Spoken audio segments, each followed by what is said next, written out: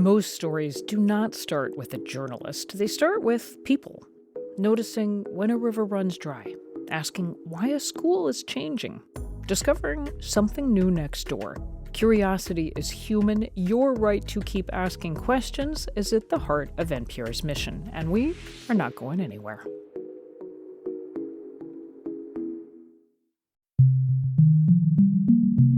I'm Andrew Bracken, and this is Screen Time, featuring conversations about technology and kids in today's digital age. Many discussions about how technology may be harming our health focus on our mental health. But journalist and author Manoush Zomorodi became more interested in the ways it's also changing our physical bodies and our physical wellness. The host of NPR's TED Radio Hour began doing research covering all the ways technology is changing not only how we move, but how often we move, and the consequences it has to our health. It led to a podcast series and now a book called Body Electric: The Hidden Health Costs of the Digital Age and New Science to Reclaim Your Well-Being. Here's my conversation with Manoush Zomorodi.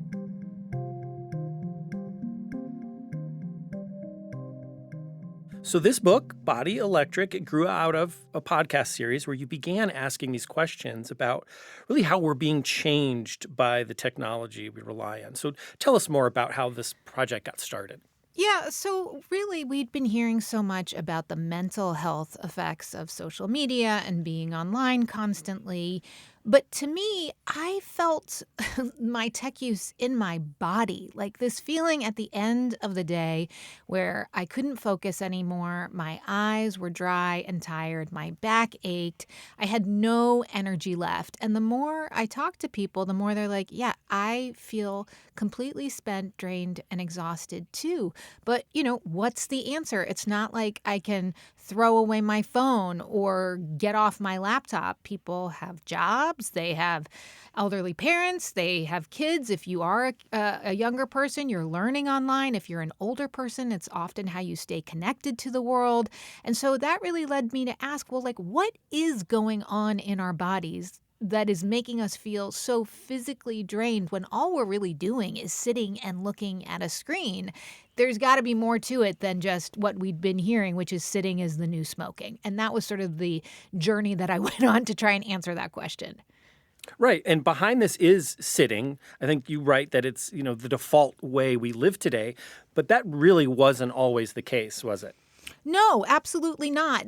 I mean, what we have seen over the decades is that every time a new technology is introduced, whether that's the drive-through at the, restaurant or escalators or microwave or computers, it makes things more efficient and it cuts out our need to move. That is just what innovation does. It makes things easier. Unfortunately, the human body functions in a very ancient capacity and it needs a minimum amount of movement every day to stay healthy so that we don't die an early death. So this is what was explained to me by a physiologist at Columbia University Medical Center.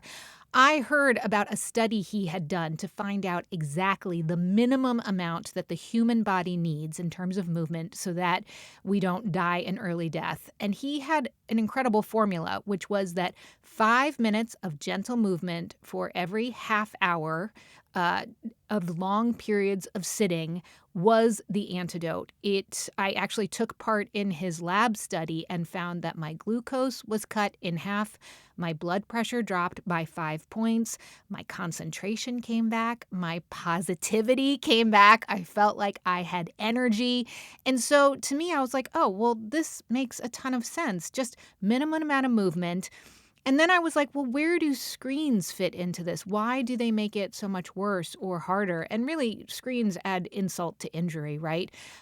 What happens when we're on a screen, as a neuroscientist actually who's now at UCLA, Saeed Khalsa explained to me, is that it disrupts something called interoception. And interoception is the signals that our internal system sends us, telling us that it needs something. That might be, take off your sweater, it's hot in here, or you're hungry, you need a snack, or get off your screen and move. But we're so glued to our screens. We are so captivated and just fall into them to the point that we often ignore our body's call to action, to move, to breathe, to actually give us what we biologically need.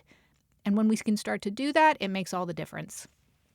I want to talk more about those. I think you call them movement breaks, and your research that you did alongside physiologist Dr. Keith Diaz, because you did do even in the podcast, right?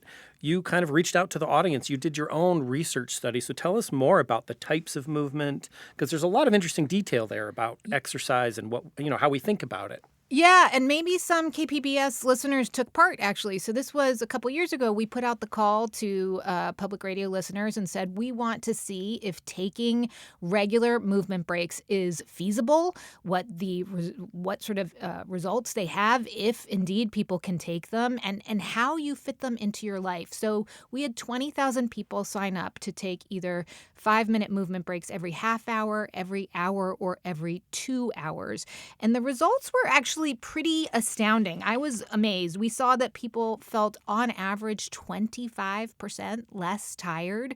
We actually saw that despite all of the interruptions, productivity rose very slightly. People had more energy. They felt more positive. They had less pain. They felt like that feeling that they could never focus came back for them. And as Keith explained, there's lots of reasons why. The biggest reason really is that when your leg muscles are stimulated, they do some incredibly important jobs. They take in the glucose, the blood sugar from your blood and process it. They also push oxygen up to the brain and oxygenate your brain, which of course you need so that you don't become foggy or tired. Sitting, of course, makes it harder to take deep breaths and get that oxygen all the way up there.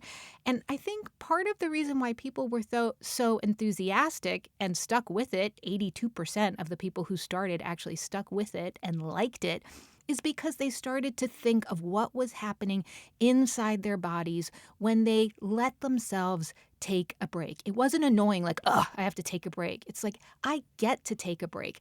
It makes me feel better in my body. I know that I'm doing something for my longer term health, and actually I can think better. So, as I think you touch on in this book, we're inundated with health and wellness advice these days. Yes. From all over the place. Much of it, I'm sure, well-meaning, not always completely accurate. And you write, that science is actually quite complex, but also make the case that nuance doesn't go viral. So how did you address the complexity that comes with scientific research and, making conclusions from the research you and, the people you spoke with did, while also trying to tell, just a great story in the book? Yeah, I love this question. Andrew, nobody's ever asked me this. So I think there are people that, want a quick fix. But by appealing to the curiosity that I think a lot of people have about what actually is going inside my body and how did we get there? Historically, where did all this innovation start to cut out the friction? Or we've heard the term friction maxing. Adding more friction to your lives is like a thing now. How did we get to this point where we've become so efficient? I think people, once you start telling them the stories, they're curious, they're interested, they start to see it reflected in their own lives. And honestly, as AI begins to infiltrate into all kinds of people's work and sort of speeds up, I'm hearing from so many people that they feel even more pressure to be on their screens, to churn out information, to sort of use these tools to their maximum capacity, and they're feeling even more burned out. So this is not a problem that is going away. It is a relatively simple solution. Add movement back into your life. But I've been thinking about it also as we before the Industrial Revolution, no one said, let's get back into nature, right? Or think of the fish who say well, what's water, right? We have to talk about things like movement, something we never had to talk about because technology is taking it away from our daily lives. So we have to be more intentional, purposeful, and maybe we can find a little bit of joy in it. You mentioned, this problem's not going away. And whether it's from seeing the impact of social media and screens on kids or concerns over AI and just all the robots coming into our lives, I think we are seeing more concern, more legislation, more attention being raised about technology and the impacts it's having on us. Do you get the sense that there's, a sea change going on here in how we're looking on technology than, say, I don't know, maybe 15, 20 years ago when I think there was a lot more optimism in certain aspects of it? Oh, absolutely. I mean, I think more recently, when we've heard all of these potential bans on social media for kids under 16, I think people are sort of fed up with feeling like their lives are dictated to by the tech companies or the devices they use. But I think we need to caution letting tech off the hook, right? Just saying like, oh, we're going to ban kids from them. I think there's a lot of shame around technology when we talk to kids, like, get off your phone, you've had enough screen time.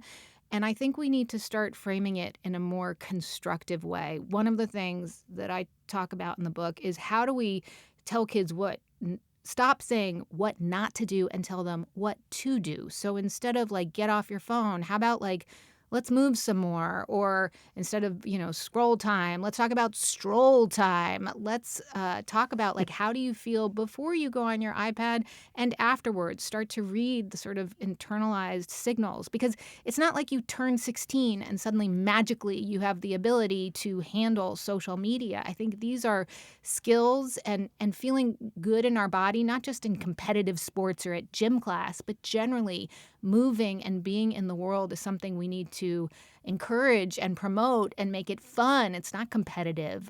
It scares me a little bit that we are going for legislation or that there are fear tactics being used, when really I think we could use some positive news in our lives. We could use some optimism, and that's what I'm trying to offer here.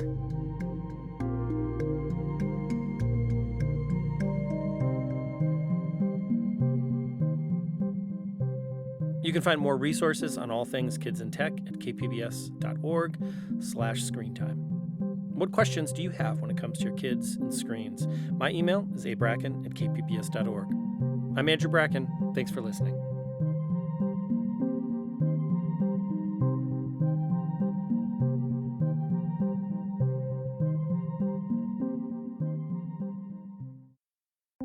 Powerful people can abuse their position, and the community expects them to be held accountable. That's where the KPBS investigations team comes in. If you have a tip for us, send an email to investigations@kpbs.org or message on the Signal app at 619-594-8177.